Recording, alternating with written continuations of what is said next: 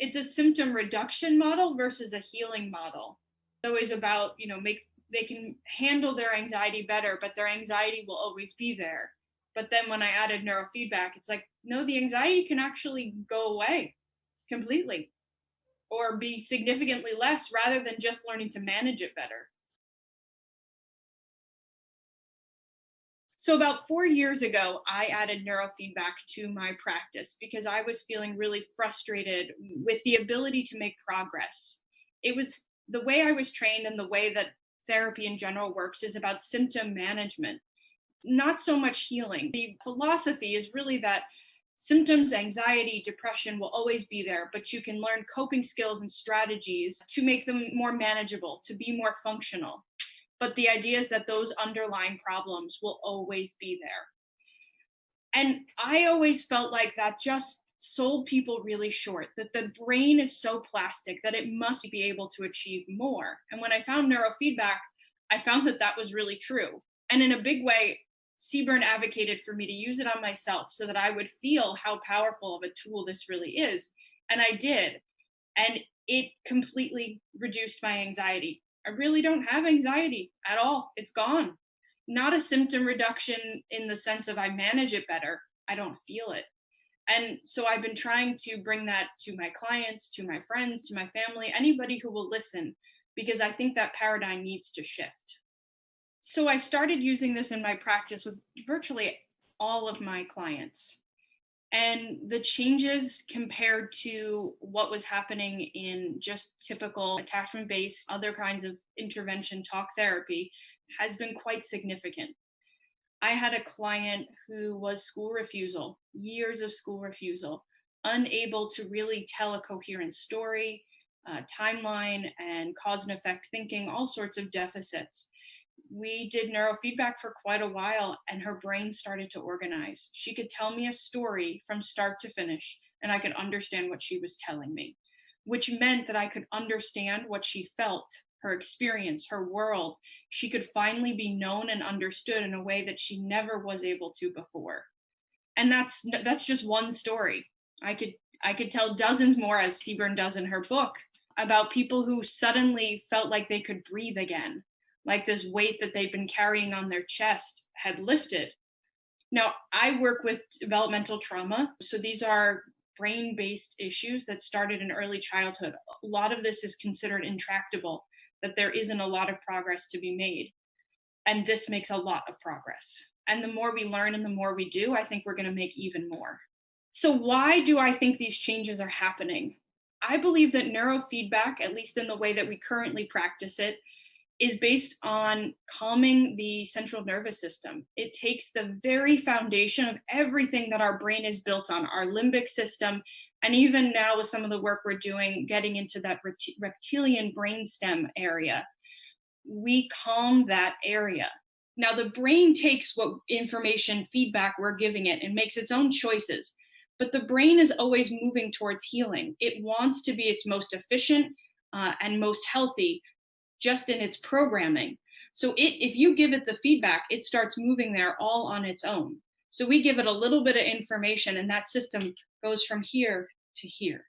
And when your foundational system, you have your reptilian brain, your limbic brain, then you've got your cortex, and now the fourth brain, your prefrontal cortex. This is the bottom. If this is functioning on a healthy level, you can think, you can use your logic and reasoning. You can look at cause and effect. But when the very foundation is all helter-skelter, none of these higher functions have a chance to do anything. So I think it works because of the arousal model, because we are calming the very foundation of our system.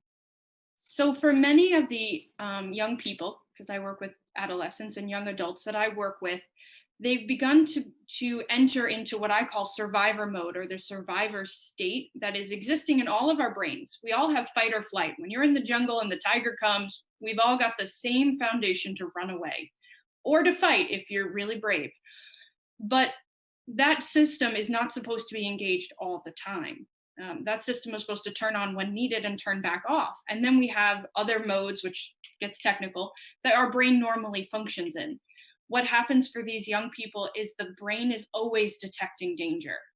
because what happened when they were younger, when they were babies, primed their brain to believe there's danger everywhere. Because our safety is in humans. We're a species that works because we band together. None of us are very safe on our own. We're safe in numbers. And when your very foundation of being with people feels unsafe, your brain essentially goes into a almost relatively permanent state of hyperarousal, or you can actually pass that, as polyvagal theory will tell you, and you get into a state of freeze. You're actually completely shutting down because the intensity is so high. So when you're in either one of those states, you're not thinking well, you're not digesting well, and it leads to a whole host of a series of other problems. But it becomes a habitual state because all people are triggering, because they're all seen as a danger to the system. And that goes for psychological, not just physical threats. Our systems are not set up to really know the difference that well. They'll see them both as the same thing.